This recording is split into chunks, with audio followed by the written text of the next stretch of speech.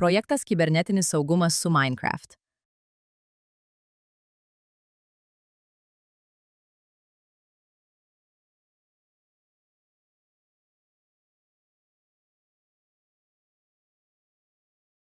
Penkta pamoka. 4–6 klasių mokiniams. Kibernetinis priekabiavimas ir elektroninės patyčios.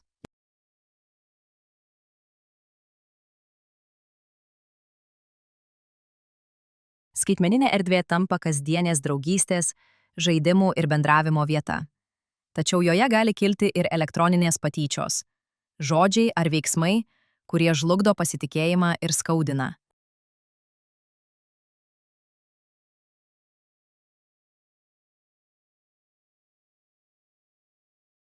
Šioje pamokoje nagrinėsime patyčias ir kibernetinį priekabiavimą ne tik kaip atskirus incidentus, bet kaip socialinį reiškinį, kurio priežasčių ir pasekmių reikia ieškoti platesnėme kontekste.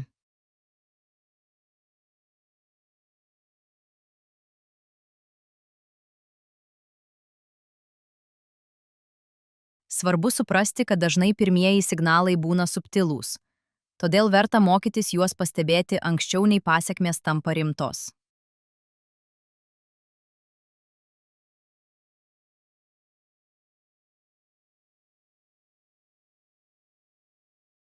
Tema aktuali todėl, kad patyčios internete vyksta greitai. Komentarai, privatūs pranešimai ar pasikartojantys šmeižtai formuoja ilgalaikį poveikį.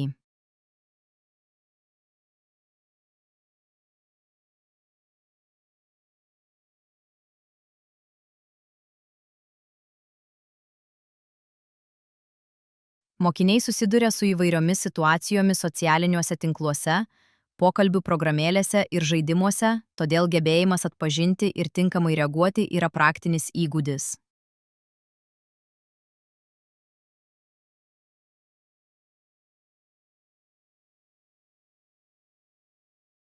Greitos reakcijos ir aiškus pranešimo kanalai gali sumažinti žalą ir padėti atkurti saugumą.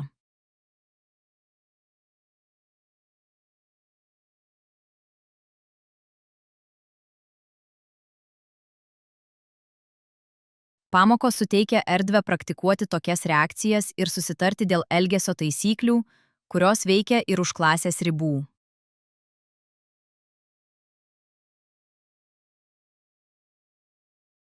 Mokykla gali sukurti nuoseklias gaires, kurios suvienyje pastangas ir geriau apsaugo mokinius.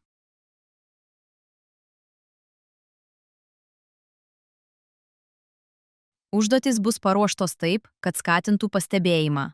Analizuosime pavyzdžius, aptarsime kontekstą ir identifikuosime ženklus.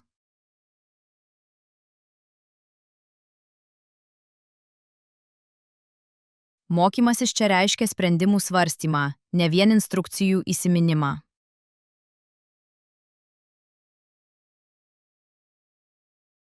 Gairės gali padėti mokiniams sužinoti, kada kreiptis į suaugusįjį, kada pranešti platformai.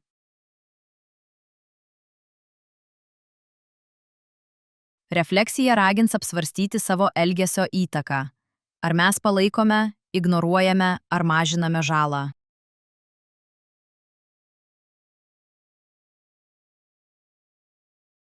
Tokie apmąstymai padeda suprasti, kad kiekvieno indėlis keičia situacijos eigą.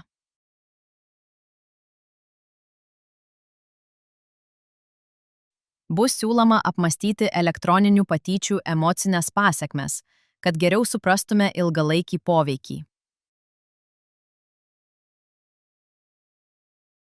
Kviečiame reflektuoti, ką galėtume padaryti, kad sumažintume žalą.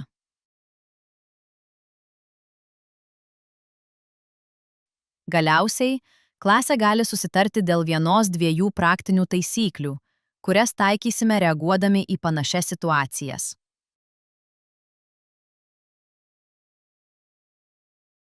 Rekomenduojamos diskusijos gali padėti susitarti dėl klasės taisyklių. Pranešimo kanalai, įrodymų saugojimas ir veiksmai po pranešimo.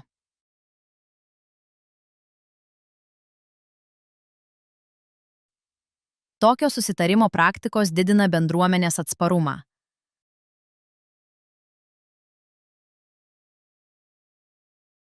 Aptarimai gali padėti išgryninti taisyklės, kurias klasė galės periodiškai peržiūrėti ir tobulinti.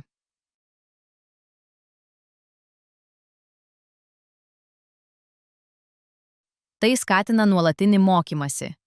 Ne vien reakciją, o prevenciją.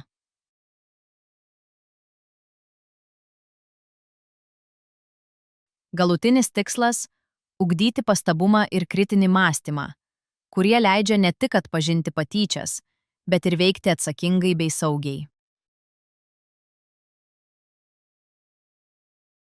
Šia tema mokiniai skatinami mokytis, kaip pastebėti, kaip reaguoti ir kaip palaikyti vieni kitus. Tokiu būdu kuriama saugesnė, pagarbesnė skaitmeninė bendruomenė.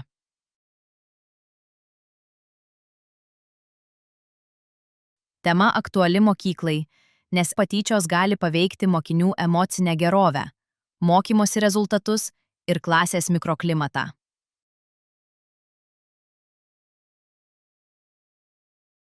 Ankstyvas atpažinimas ir bendros elgesio gairės gali padėti išsaugoti saugią mokymosi aplinką ir mažinti konfliktų pasikartojimą. Viena iš užduočių – atskirti, kurie tekstai yra patyčios.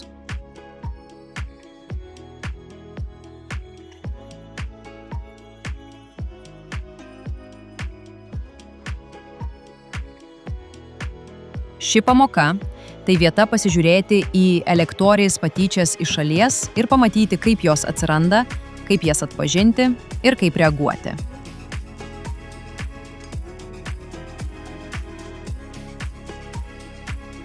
Kiekviena žaidimo dalis skatina treniruoti pastabumą, kad internete jaustumėmės užtikrinčiau ir mokėtume sustabdyti žalą, kol ji neišsiplėtė.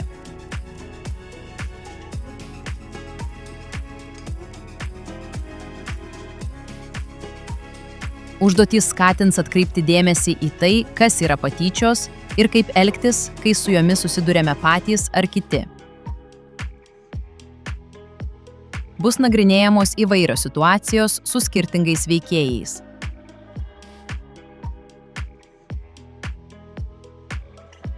Skatiname reflektuoti, kas kito žodžiuose verčia susimastyti, kokia intonacija ar pakartotinumai signalizuoja žeminimą.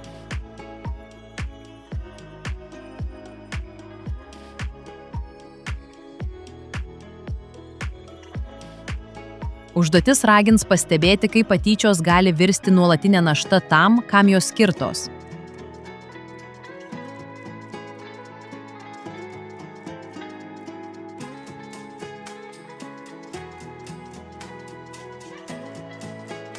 Pamoka skatins treniruoti pastabumą, mokysime stebėti ne tik žodžius, bet ir jų pasekmes.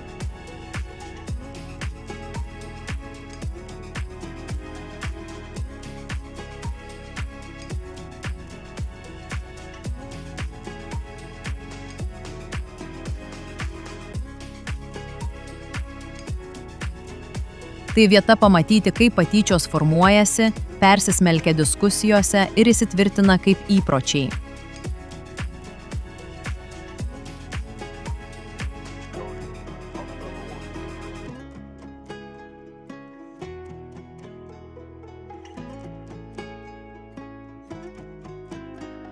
Apsvarstykite, kokios situacijos dažniausiai paskatina patyčias ir kaip dalyvių vaidmenys, autorius, auditorija, liudininkas keičia įvykio eigą. Šios užduotys gali skatinti ugdyti atsakomybės jausmą bei kritinį mąstymą.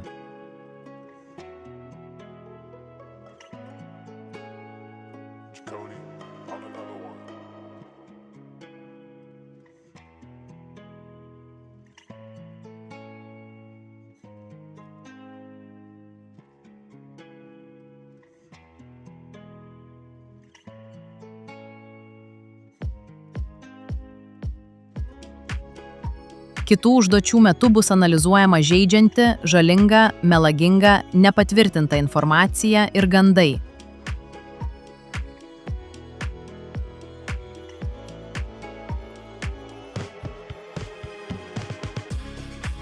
Žinutės bus skirtingos, tad kiekvienam atveju rekomenduojame refleksijos klausimą.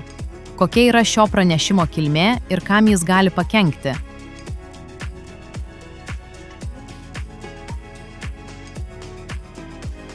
Padės suformuoti įprotį neplatinti informacijos be patikrinimo. Taip ugdome atsakingą dalinimąsi, mažinant žalos riziką kitiems.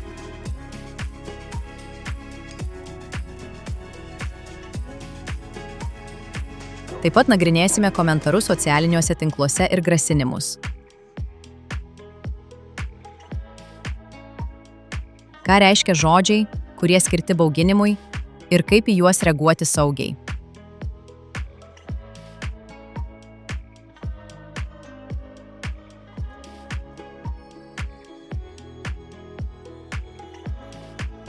Apsvarstykite, kaip saugumo jausmą galima atstatyti. Ar per įrodymų išsaugojimą, ar per kreipimąsi į platformą ar suaugusįjį.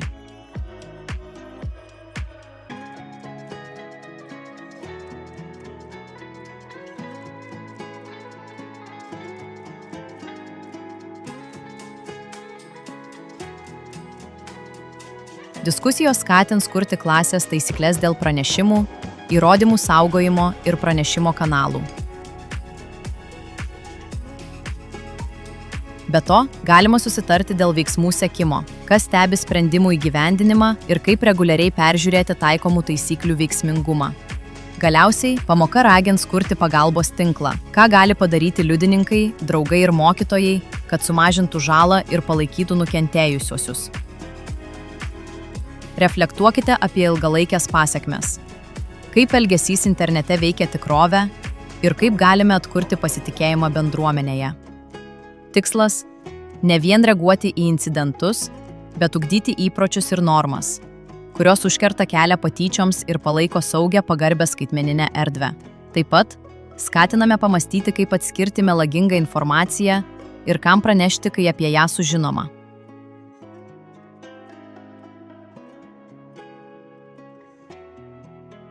Rekomenduojame aptarti klasėje, kokios elgesio gairės būtų naudingiausios reaguojant į patyčias ir kaip jas praktiškai taikyti kasdienėje veikloje.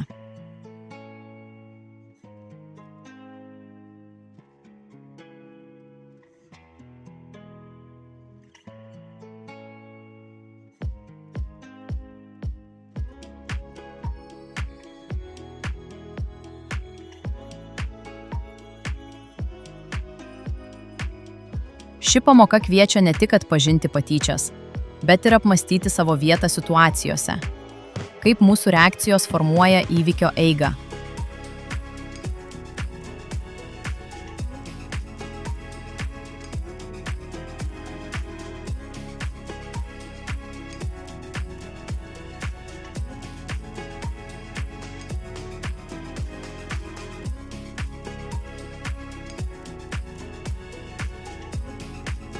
Aptarimuose verta analizuoti ne tik autorių, bet ir auditorijos bei liudininkų vaidmenis.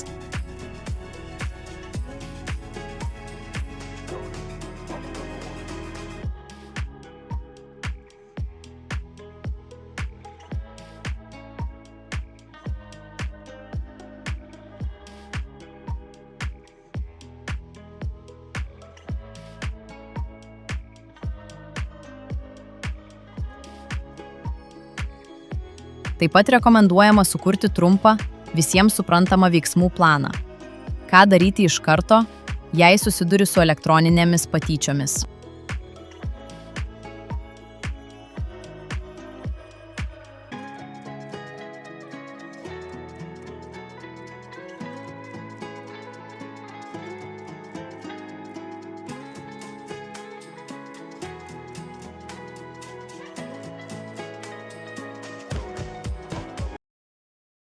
Projektas Kibernetinis saugumas su Minecraft.